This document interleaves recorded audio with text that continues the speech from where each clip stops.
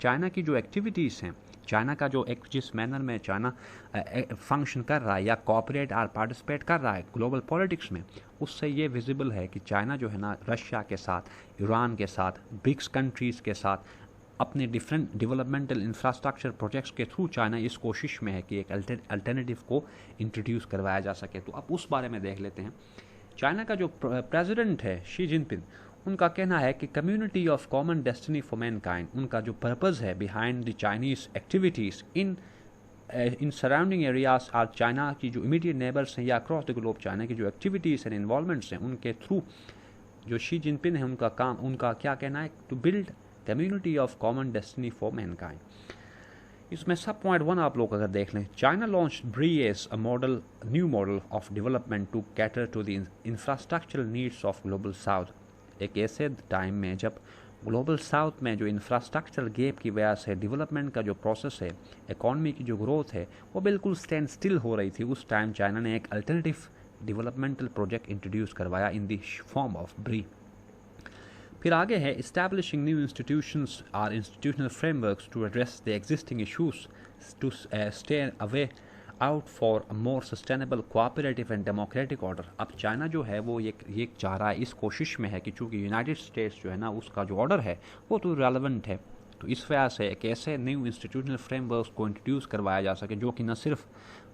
Global piece and stability या security को maintain करे, बल्कि ये इंश्योर करे कि जो राइजिंग इकोनॉमीज़ हैं या जो ग्लोबल साउथ में जो डेवलपिंग नेशंस हैं उनको वेलफेयर की तरफ लेके जा सके, और साथ ही साथ जो कंट्रीज़ की असल जो ओरिएंटेशन है उसको डेमोक्रेटिक बनाया जाए। डेमोक्रेटिक का मतलब ये है कि एक ऐसा सिस्टम बनाया जाए, इंट्रोड्यूस करवाया जाए या इंश्योर किया जाए जहाँ पर सॉवरेनिटी को,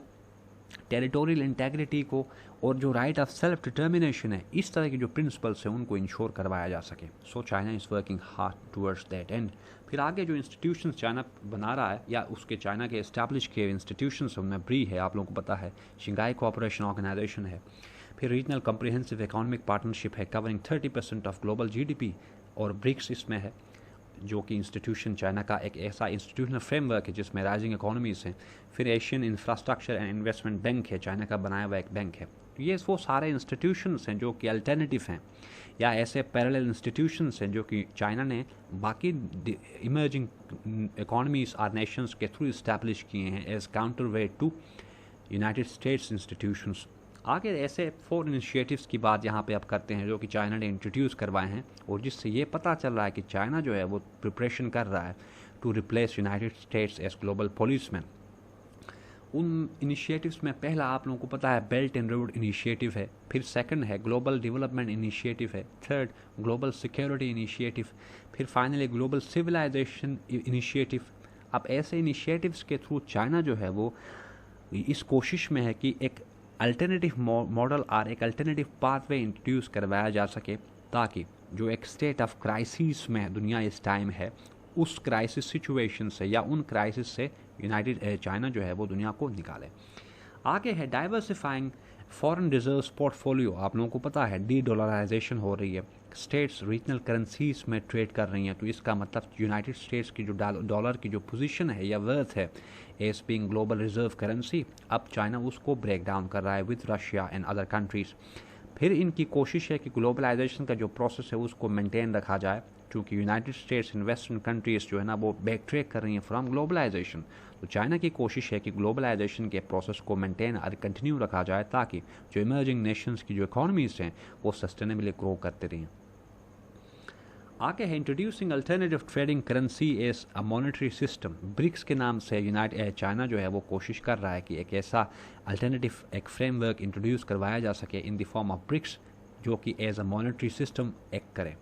फिर आगे exercising principles of sovereign equality, territorial integrity, soft power, non interference and intervention and geoeconomics. अब ये वो सारे एक ऐसी फॉरेन पॉलिसी ओरिएंटेशन चाइना की है या चाइना एक्सरसाइज कर रहा है जो कि बिल्कुल जो है ना वो एंटी क्लॉकवाइज है या counter clockwise to the United States foreign policy है। क्योंकि आप लोगों को पता है United States hard power use करता है, यूनाइटेड स्टेट्स जो है ना वो in times of in certain instances United States की जो सॉवरेन इक्वालिटी है या सॉवरेनिटी है उसको ब्रीच किया है, यूनाइटेड स्टेट्स ने टेरिटरी को ब्रीच किया है। by invading countries without their consent. जबकि चाइना अब ये शो कर रहा है, या चाइना की जो पॉलिसीज़ और प्रैक्टिसेस हैं वो अपोजिट टू यूनाइटेड स्टेट्स हैं। तो इन पॉलिसीज़ के थ्रू चाइना दुनिया को ये बताना चाह रहा है कि एक बेटर अल्टरनेटिव अवेलेबल है, जिसको अगर इम्प्लीमेंट किया जाता है तो उस केस में कलेक्टिव जो बेनिफिट्स हैं या जो कलेक्टिव वेलफेयर है वो सर्व हो सकता है ग्लोबल कम्युनिटी का। फिर नेक्स्ट है launching Confucian institutions to preach and promote its values. Pakistan specifically की बात कर लें तो चाइना ने बहुत सारे ऐसे इंस्टीट्यूशंस यहाँ पे इस्टेब्लिश किए हैं, यूनिवर्सिटीज़ में ऐसे कॉर्नर्स यहाँ पे इस्टेब्लिश किए हैं जिनके थ्रू चाइना अपनी जो पॉलिसीज़ हैं, जो उनकी वैल्यूज़ हैं, चाइनीज़ वैल्यूज़ या कन्फ्यूशियस जो टीचिंग्स हैं, उनको चाइना यहाँ पर एंड अक्रॉस द ग्लोब उनको प्रीच कर रहा है। Vision of Asia for Asians China consider करता है, बल्कि चाइना और इसके अलावा भी किशोर महबूबानी की एक बुक है, उसमें वो क्लेम करते हैं कि ये जो करंट सेंचुरी है इसको वो कहते हैं कि एशियन सेंचुरी है। इसमें जो चाइना का राइज है वो ये कन्फर्म एंड कोरोबोरेट करता है कि वी आर लिविंग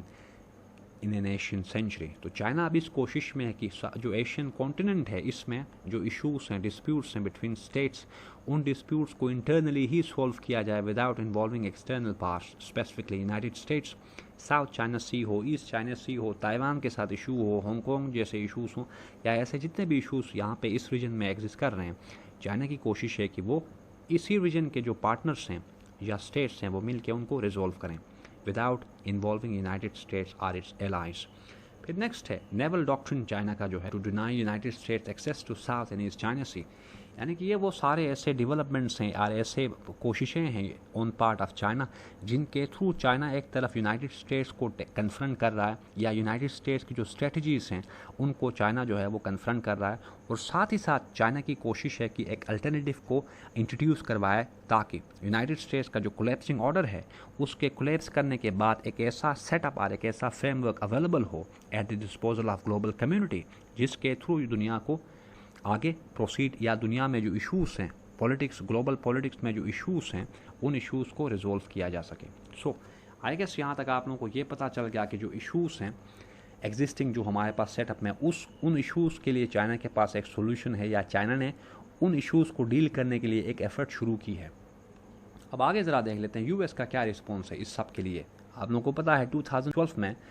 जब बराक ओबामा का सेकंड टर्म था, पॉलिसी को ऑथर किया था हिलरी क्लिंटन ने, जो कि आज भी हम पढ़ते हैं the pivot to Asia strategy. ये एक ऐसी स्ट्रेटजी है जिसके थ्रू यूनाइटेड स्टेट्स ने कैटेगोरिकली डिसाइड किया कि अब यूनाइटेड स्टेट्स अपनी जो अटेंशन एंड एनर्जीज हैं वो डाइवर्ट करेंगे टुवर्ड्स एशिया, और उन अटेंशन एंड एनर्जीज के थ्रू चाइना को काउंटर एंड कंटेन करेगी। उस स्ट्रेटजी का नाम है पिवट टू एशिया स्ट्रेटजी। अब यहाँ पे ये पढ़ना है कि चाइना की जो एक्टिविटीज़ हैं, चाइना का जो राइज है,